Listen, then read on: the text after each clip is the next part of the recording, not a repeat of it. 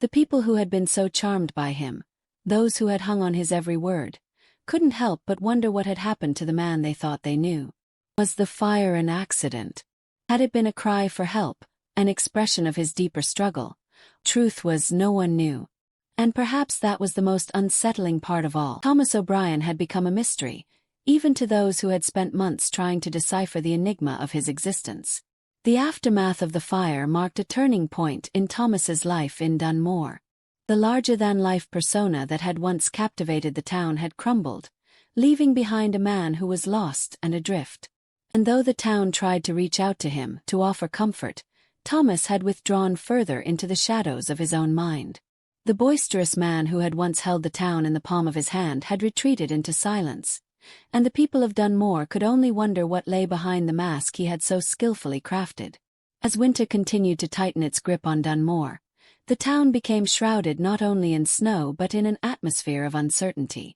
The once energetic, larger-than-life Thomas O'Brien had disappeared into the cold, and with his absence, the town's heart seemed to grow colder as well. People continued to whisper about the fire, but no one had answers. Where had Thomas gone? What had happened to the man who had once been the spark of every conversation, the loud, boisterous character who had brought life to their otherwise predictable routines? It was weeks before anyone saw Thomas again. When he reappeared, it was not with the same grand entrance that had marked his arrival months before.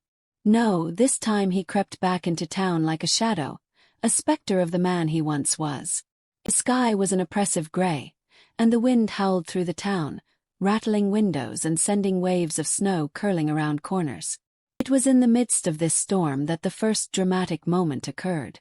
The wind whipped in, carrying with it a frigid chill, but it was the figure in the doorway that caused everyone to stop in their tracks.